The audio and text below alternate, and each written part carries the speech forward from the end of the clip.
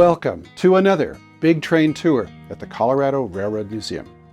This month, we'll be taking a look at Denver and Rio Grande Western steam locomotive number 491. This massive 1928 vintage coal burner is today the largest coal-burning steam locomotive operating in Colorado.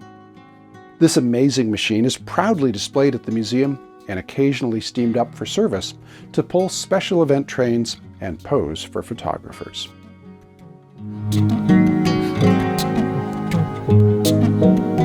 Hi, I'm Paul Hammond, Executive Director of the Colorado Railroad Museum. Our subject steam locomotive was one of the very last to be built for a Colorado narrow gauge railroad, or for any American narrow gauge railroad for that matter. It would dutifully serve through the Great Depression and World War II, right up to the end of the Rio Grande narrow gauge in the late 1960s. Come join me now as we take a look at the history of this Colorado favorite and how it was returned to operation just in time to become famous for pulling the Polar Express train ride each year at the Colorado Railroad Museum.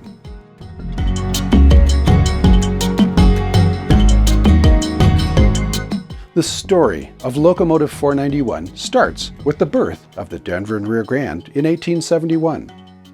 The railroad is best known for having pioneered 3-foot narrow gauge in the Rocky Mountain region.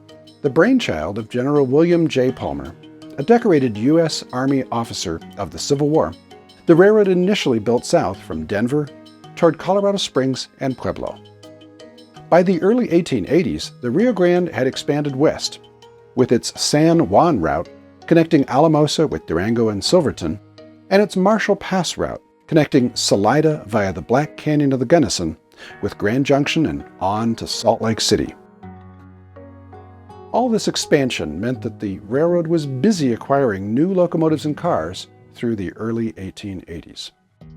Denver and Rio Grande Western locomotive number 346, today displayed and operated at the Colorado Railroad Museum, is an example of locomotives from this time frame.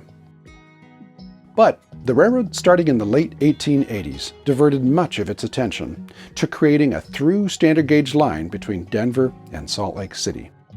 After 1881, the Rio Grande would focus on standard gauge locomotives to serve this growing need, with consolidation locomotive number 683 being one of these ordered during this time frame.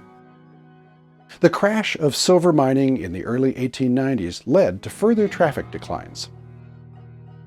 Thus, for over 2 decades, the railroad would not purchase any additional narrow gauge locomotives for service.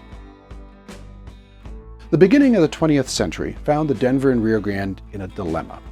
Its narrow gauge mileage was shrinking, largely due to the earlier decision to standard gauge between Denver and Salt Lake City.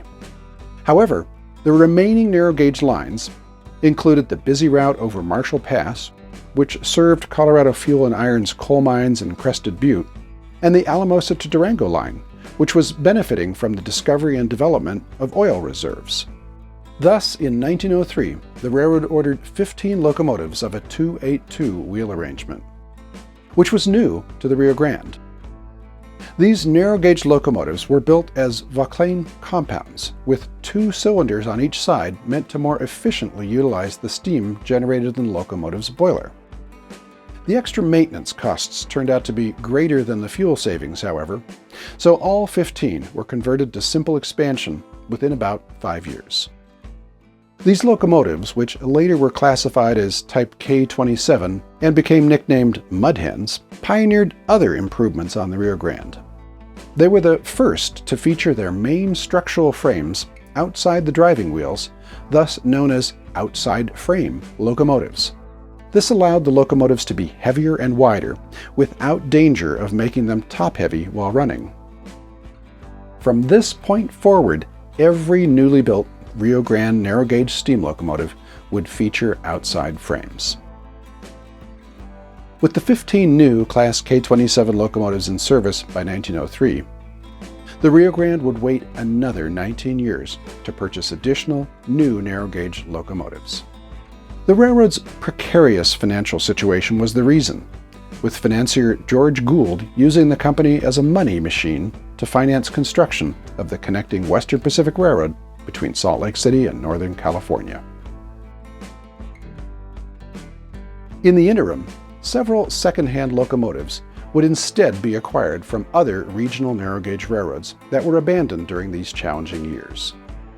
World War I simply added to the railroad's woes, with the takeover of the national railroad system by the U.S. government complicating matters, even as traffic levels continued to strain the underfunded railroad's abilities.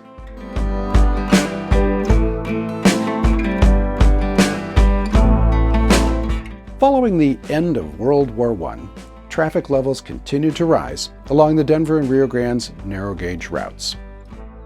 The railroad was reorganized and renamed the Denver and Rio Grande Western in 1924, and a major improvement program was undertaken over the entire system. The narrow-gauge main lines saw heavier rail being laid and curves straightened, along with construction of new locomotive servicing facilities and even the acquisition of an additional narrow-gauge rotary snowplow. The railroad ordered 10 new narrow-gauge locomotives in 1922 from the American Locomotive Company. Delivered in 1923, these Class K28 engines featured a 282 or Mikado wheel arrangement and outside frames just like their earlier cousins from 1903. While they were only marginally more powerful than the mud hens, these new locomotives were more modern and efficient, and capable of operating at higher speeds.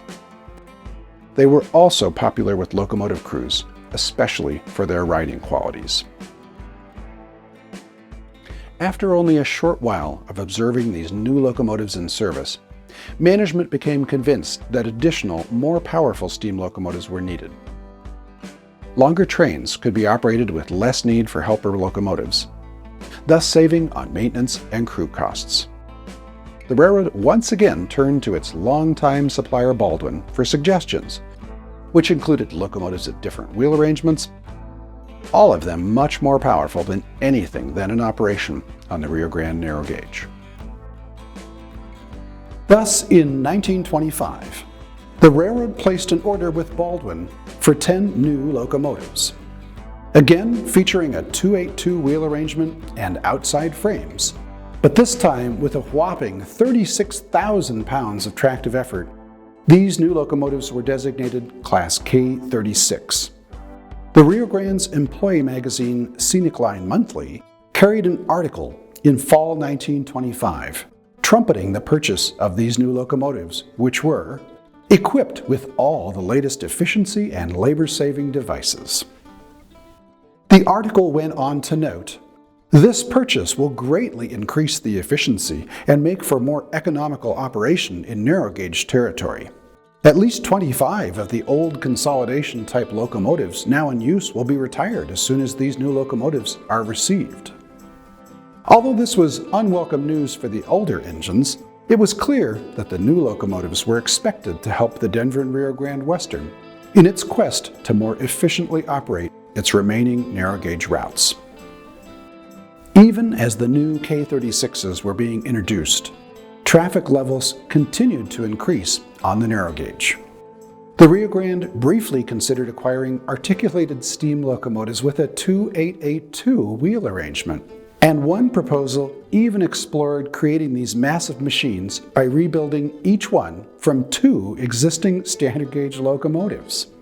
In the end, however, railroad management decided upon a more conventional route, except this time it would build the new locomotives itself.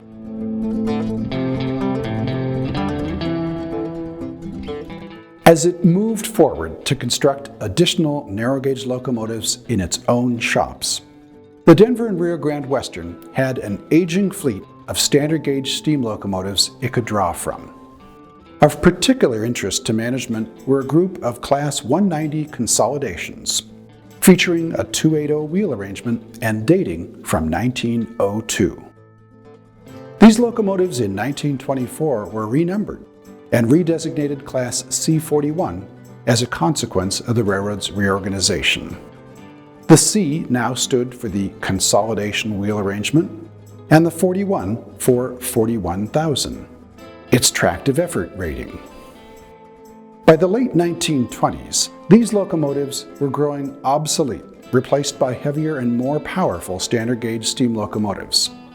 And in any case, the railroad had more standard gauge 280s than it needed. Thus, they were considered good candidates for rebuilding. In the end, the Rio Grande elected to construct 6 new 282 narrow gauge locomotives using a variety of components off the old standard gauge C41s, including the boilers, cabs, and tenders. The Stearns-Roger Company of Denver manufactured all new frames, wheels, axles and counterbalances, and accessories, based on the designs created just a couple years earlier for the K36 class locomotives. The work of disassembling the older standard gauge locomotives and prepping boilers, cabs, and tenders for reuse was done at the railroad's Burnham Shops complex, located just south of downtown Denver. Once ready, these were matched and fitted with the new components from Stearns-Roger, then fully assembled and tested. Then, they were partially disassembled for shipping to the Alamosa shops located on the narrow gauge network. Unfortunately, no photos of the actual building of these locomotives have yet been found. Completed in 1928, all 6 locomotives, numbers 490 to 495, arrived in Alamosa that year. Standard gauge flat cars were used to transport the locomotives from Denver, with at least the first several requiring 3 flat cars per locomotive. An engine and frame were loaded on one flat car, the boiler onto a second, and the tender onto a third flat car. In Alamosa, shop crews hoisted the pieces off each flat car using overhead cranes, then assembled the pieces, mounted and plumbed accessories, and readied each locomotive for service.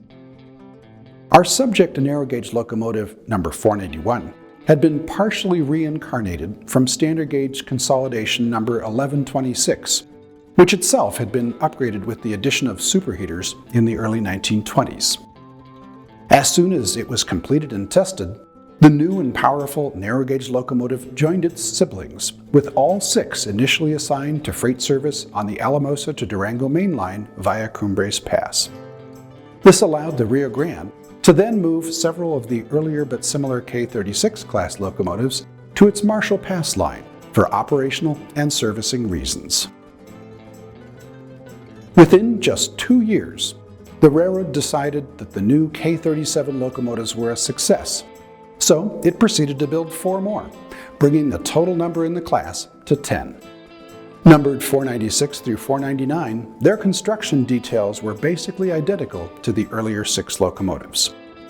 One of these locomotives was captured on film, still on a flat car, prior to unloading and reassembly, giving us the closest thing we have to a builder's photo for these massive Class K37 narrow gauge locomotives. The mechanical details may be of interest here. The driving wheelbase of these big engines is just 12 foot 3 inches. That's fairly short, considering that the overall locomotive wheelbase, including the leading and trailing trucks, is 29 foot 1 inch. Their weight was slightly over 187,000 pounds, with about 120,000 of that total resting directly on the 44-inch driving wheels. One side note as well. Our subject locomotive, number 491, was in 1938 equipped with thermic siphons, which provide additional heating surface within the firebox. Although successful, this test was not expanded, and thus 491 was the only locomotive ever to be equipped this way. The superheated steam boilers of these Class K37 locomotives operated at a pressure of 200 psi. And together with nearly 2,600 square feet of heating surface, these locomotives delivered over 37,000 pounds of tractive effort. Their K37 designation, just like all of the Rio Grande's steam locomotives, reflected the 282 wheel arrangement, in this case K, which stood for Mikado, and the 37, of course, being short for 37,000 pounds of tractive effort output.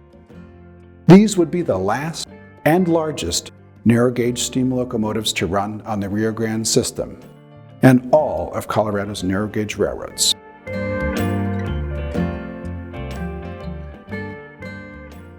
When they were first introduced to service in 1928, all 6 of the new K-37 locomotives, including number 491, were assigned to the Cumbres Pass line between Alamosa and Durango. When the final 4 K-37 class locomotives were completed in 1930, they joined their 6 siblings in pulling trains over this route. This set in motion yet another round of locomotive dominoes elsewhere on the railroad, as older locomotives were retired and replaced with newer ones, in a cascade effect that had been going on for decades. From this point forward, K-37s 490 through 499 would dance with their slightly less powerful cousins, the K-36s, as the Denver and Rio Grande Western balanced the operational needs of its primary narrow-gauge routes. The railroad in late 1932 decided to move the 10 K-37s to Salida, where they took over the Marshall Pass and coal hauling route to Crested Butte from their slightly smaller K-36 cousins. The K-36s were now assigned to pulling trains over Cumbres Pass. The reasons were interesting, but straightforward. Not only could the K-37s haul one additional load of coal over the busier Marshall Pass line, but the weight distribution of the locomotive was such that it could be turned on the turntable at the summit of the pass without taking on water. In order for the turntable to balance properly with a Class K-36 engine, it was necessary for the engine to first take on water before being turned at that location. In these new duties, Locomotive 491 and its siblings would work together. 2 locomotives were typically required to haul westbound empties from Salida to Marshall Pass and on to Crested Butte. Eastbound trains loaded with coal required 3 locomotives, often spaced throughout the train to overcome the 4% grades. The trip could be long and in winter very cold. Sometimes things didn't go well, requiring a trip to the repair shop. World War II caused a huge surge in traffic on the Marshall Pass line. The Colorado Fuel and Iron Steel Mill in Pueblo ramped up production, thus requiring increased tonnage of coal from Crested Butte, as well as limestone, which was mined on the Rio Grande's Monarch branch, also reached from Salida, and featuring even steeper grades and switchbacks. Traffic was so heavy that at times the railroad had to send additional motive power to Salida, usually a 480 class K-36 locomotive. As World War II ended and production ramped down, traffic on the Marshall Pass line began to decline in the late 1940s. The CF&I steel mill developed new sources of coal in the Trinidad and Walsenburg areas much closer to the mill itself. Coincidentally, traffic was increasing at this same time between Alamosa and Durango on the old San Juan route via Cumbres Pass. The reasons all had to do with fossil fuels production, which was on the rise in the Southwest. Thus, in 1949, the railroad once again decided to swap locomotive assignments. The more powerful K-37s, including number 491, would move from their maintenance base in Salida to Alamosa, and in turn, the slightly smaller 480 class K-36s would now be assigned to Marshall Pass. Number 491 and its 9 siblings would continue to serve the line over Cumbres until its abandonment in the late 1960s. The trains these locomotives pulled included the fabled Gramps tank cars running between Chama and Alamosa, plus carloads of pipe bound for Farmington, New Mexico, helping to construct new natural gas pipelines being extended all the way to Southern California. 3 of the 490 class K-37 locomotives, including number 491, were even equipped with steam heat lines so that they could serve as backup motive power to pull the one remaining long-haul passenger train, the San Juan Express, between Alamosa and Durango. Unfortunately, the San Juan passenger train was abandoned in 1951. After that time, the only scheduled narrow-gauge passenger trains operating on the Denver and Rio Grande Western system ran between Durango and Silverton as tourists discovered the charming appeal of a steam train ride. At the time, the K-37 class locomotives were prohibited from operating to Silverton on account of their weight, so they continued hauling freight between Alamosa, Durango, and Farmington. In 1955, the Marshall Pass line was abandoned, and soon thereafter, the rugged Monarch branch was converted to standard gauge. The slightly smaller cousins to the K-37s, which had spent the last 6 years on Marshall Pass and the Monarch branch, joined their relatives in Alamosa, shipped via flat car, as a connection no longer existed between the two remaining parts of the Rio Grande narrow gauge system. Number 491 carried on into the early 1960s, even as traffic over Cumbres Pass once again began to decline, this time never to return. Pipeline construction was coming to an end, and the Gramps oil refinery in Alamosa had closed after a 1963 fire. It was only a matter of time before the final chapter of the once extensive narrow gauge lines of the Denver and Rio Grande Western drew to a close. The end came in 1969, with only the Durango to Silverton line remaining in operation thereafter.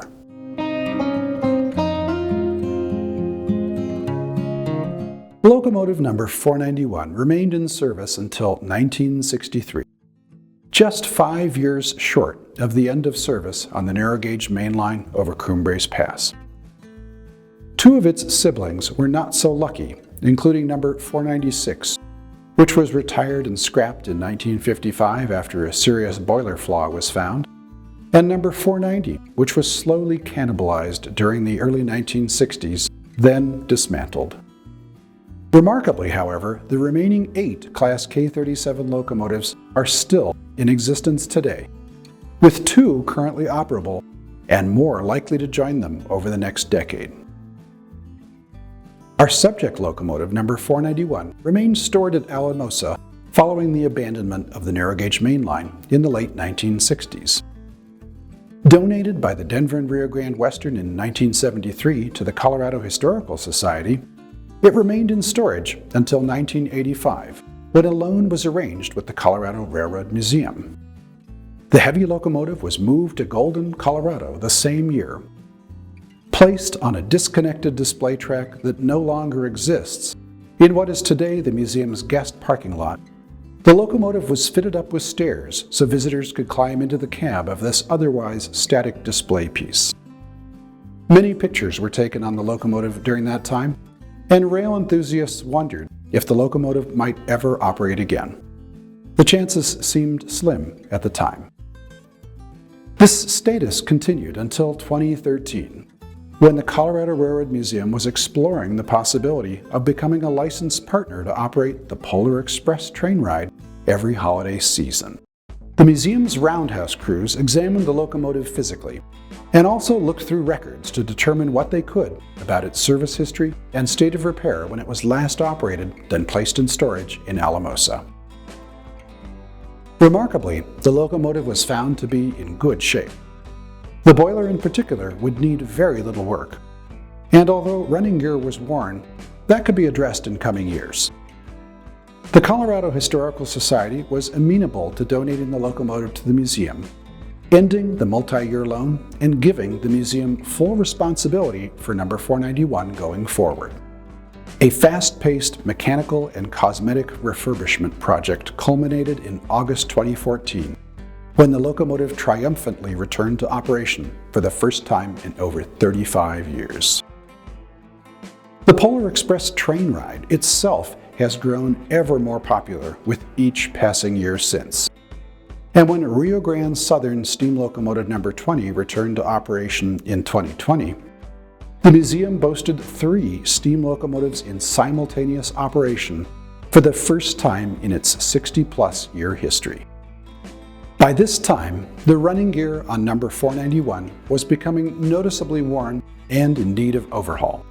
Following a successful fundraising campaign for the museum's new Locomotive Maintenance Fund and the first ever triple steam weekend in May 2021, Locomotive 491 was removed from service and its running gear disassembled.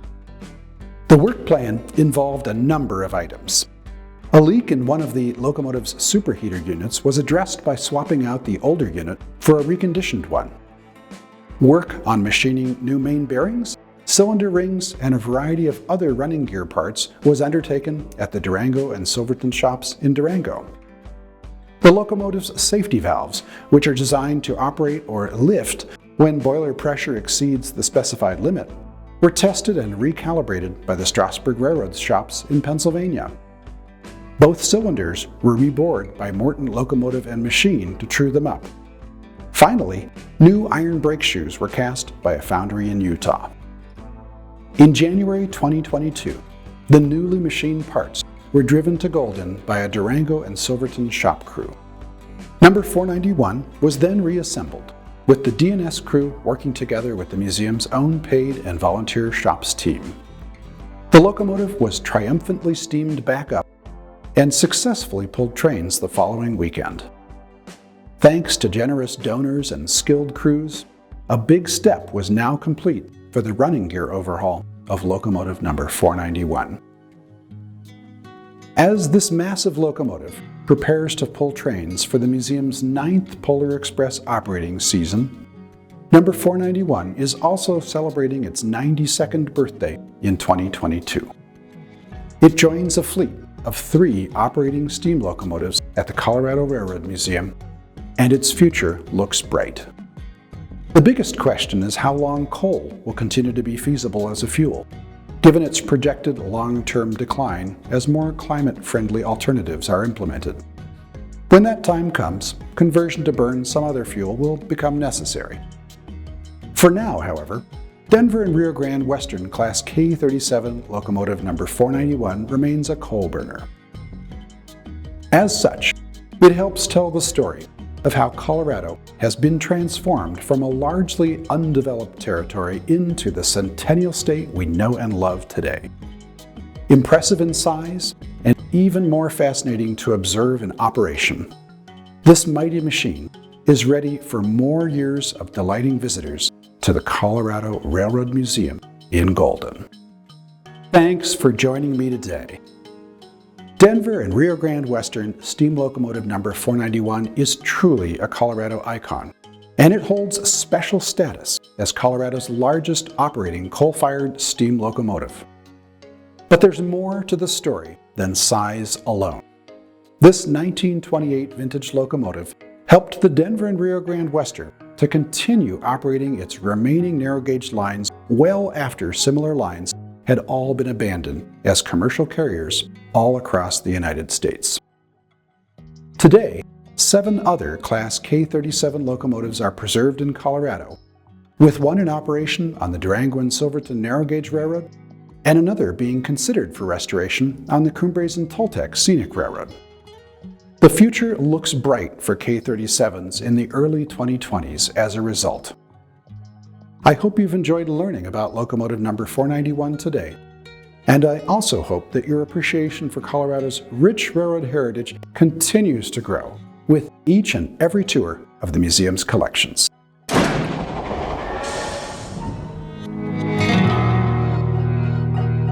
Like, comment, share, and subscribe.